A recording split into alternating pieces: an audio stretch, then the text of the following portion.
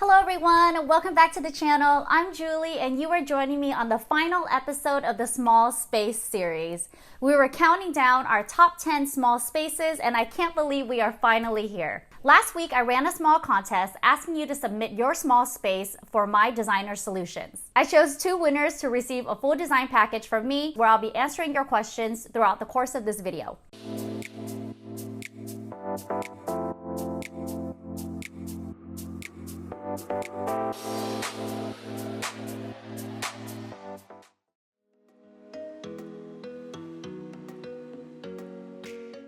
Thank you to @apartment1972 for submitting your balcony space. I chose your space for many reasons. Number 1, it was fully thought out, designed, detailed, and planned. I mean, not only did you submit your space through images and videos, you even wrote out an entire list of what your plan was for the space. And I love that. To me, that is a dream client. Someone who measures their space, understands the conditions, has a design plan in place, but maybe doesn't know the expert ways to fully execute it.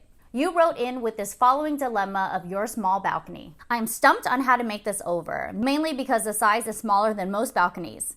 I'm able to complete all DIYs as required, which is awesome. I would like the space to be relaxing, lying down in the sun or sitting talking to friends, eating, and plants. My design style is classical modern, if that makes sense.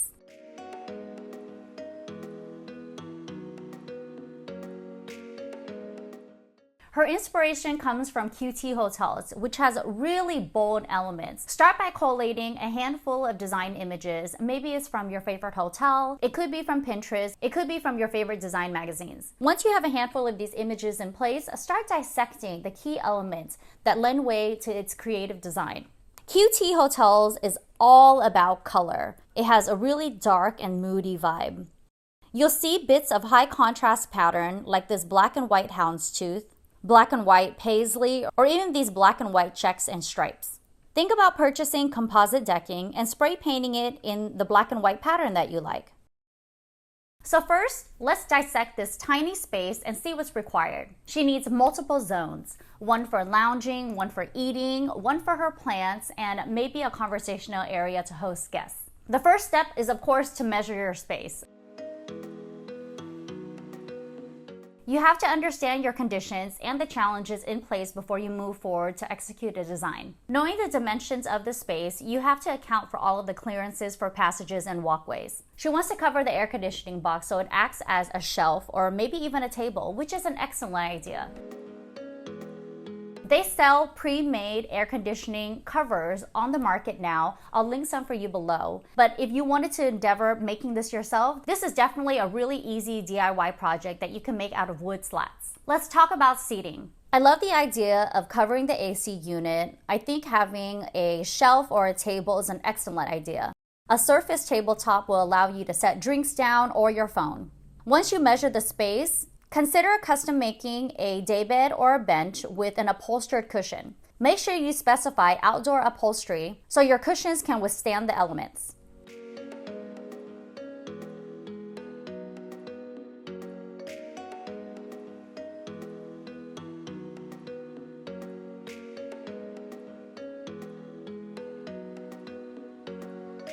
Measure the space of the first opening of the sliders and don't exceed that width. You want to have ample space for you to walk in and out of the balcony with ease. She also stated that she has 2 IKEA Aparlo units, which she intends to use for gardening, storage, or modular seating. This is great because it also turns into a lounge bed, which you can put together side by side.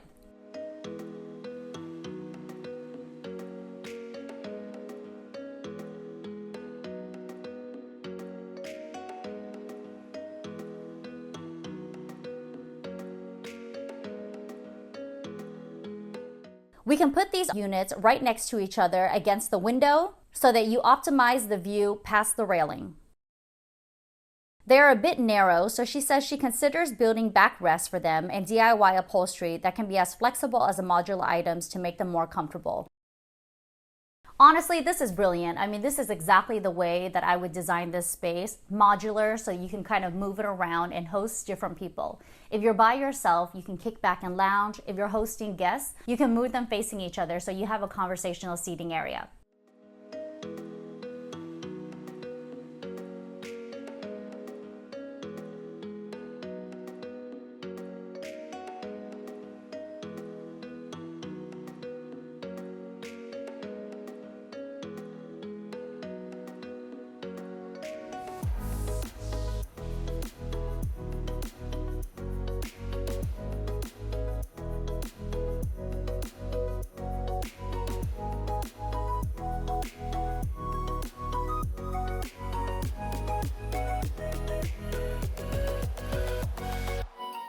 When you have a tiny balcony, no matter what size it is really, don't be afraid to inject bold color, pattern, and your personality into the space.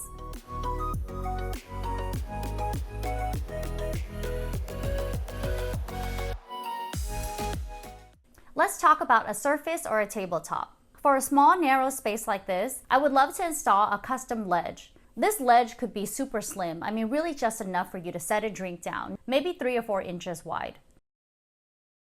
If you are not a DIYer and you don't want to custom make a solution, just think about sourcing a really slim, narrow side table instead.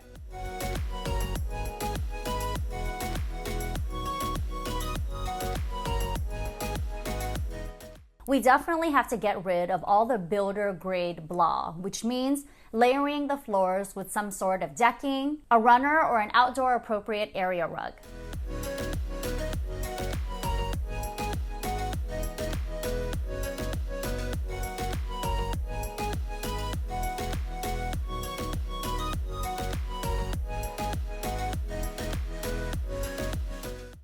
I absolutely love this wall treatment. The high contrast between the bold blue and the vibrant orange just really packs a punch. Now, how can you recreate this on the walls of the balcony?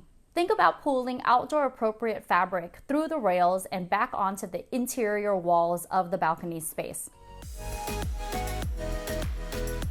You can cut strips of fabric or even use a rod pocket drapery panel to weave through the railing and back into the walls. I would use a metal drapery rod to help weigh it down. Let's move on to the plants. I love the look of these railing planter boxes. It gives you the flexibility of filling it up with greenery or flowers. If you have the opportunity to hang planters from a ceiling above, you could do that with a set of modern hanging planters. This way you can sprinkle the greenery throughout the space from one end of the balcony to the other.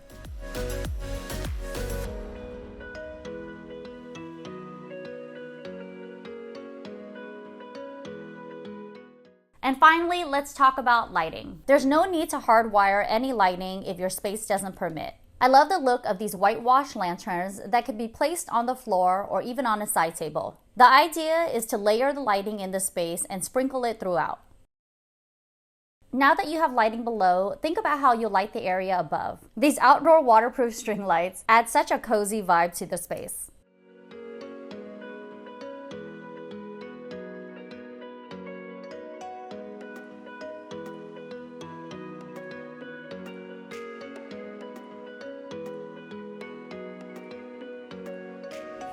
Thank you at Apartment 1972 for submitting your balcony space. I hope my ideas have helped you finish designing your space.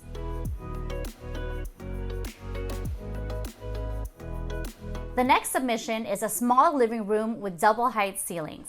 Adriana wrote in submitting her small living room space. This is our first house. I love how much light we have, and the sound for the TV is awesome because of the tall wall, but it's so difficult to style. I like minimal spaces, not cold, Japandi, but not too Scandi. Do you think we can have a low profile sectional?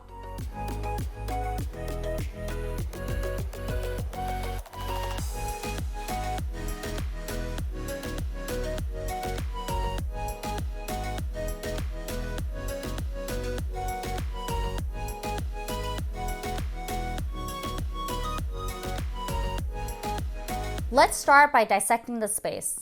You'll see as you walk through the entry door, there really is no entry. It's met with double height ceilings, a ton of windows, and this tiny, narrow living room adjacent to the kitchen and the dining space.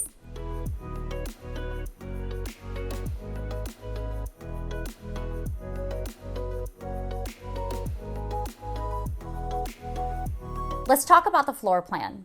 I would always start by sketching out the space. Lay out the fixed items like kitchens, walls, doorways, and windows. The most common placement for a dining table is clearly right next to the kitchen. The space you have left would be designated for the living area. The easiest way to figure out where your sofa or sectional goes is to figure out the placement of the television.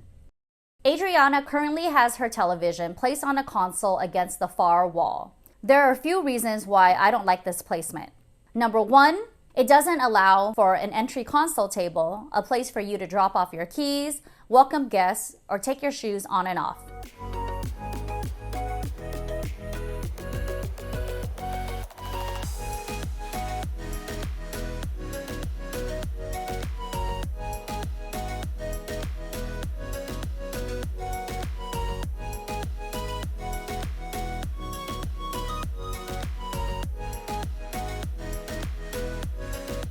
I would place the television on the only solid wall you have in this space.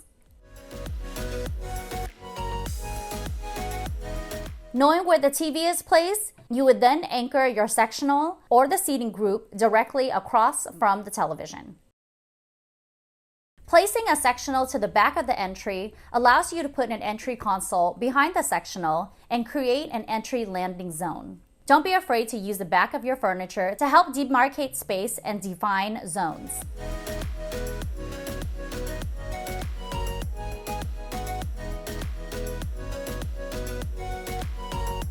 Adriana also states that she loves having friends over for movies and board games, and only the dining area is completely functional for that purpose. I would love to have comfy seating for at least 5 people in the living room.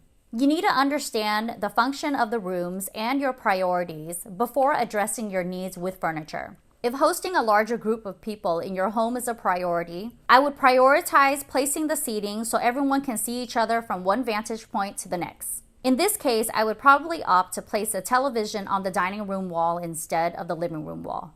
Anchor this wall with a long, low console and place a TV directly on top of it, or you can mount the TV on a wall. This will allow the users of the dining space and the living room to enjoy TV watching as well as have a conversation with each other.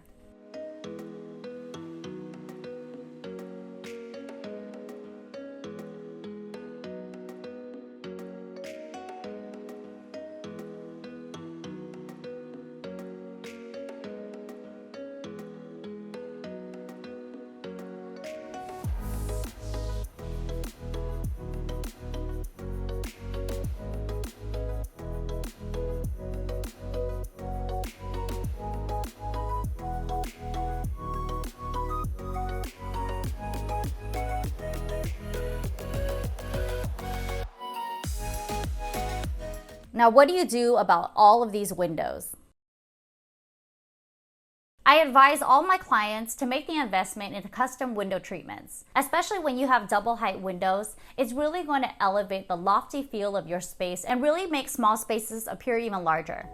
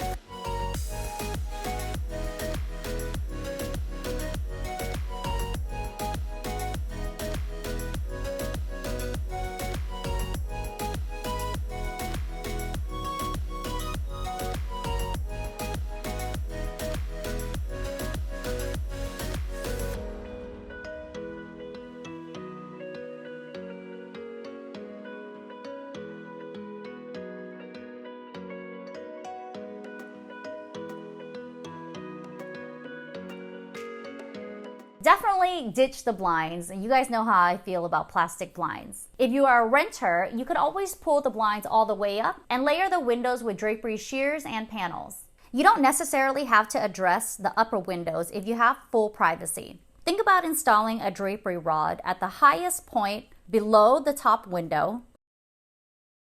Then measure the length from rod to floor, and that is the panel size you need to specify.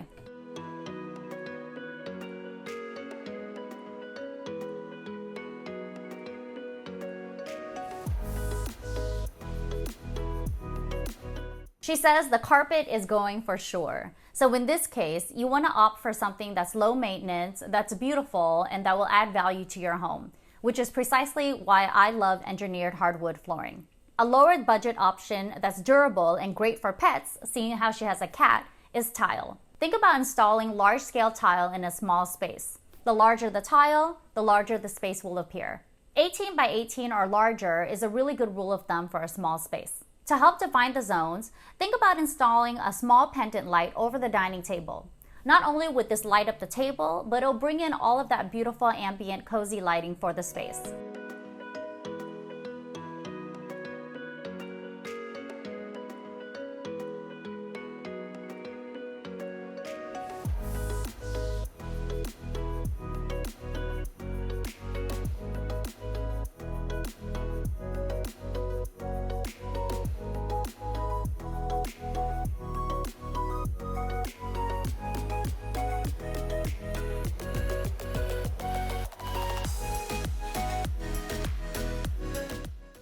If you're a renter and you can't install overhead pendants or recessed lighting, think about layering lighting with table lamps and floor lamps.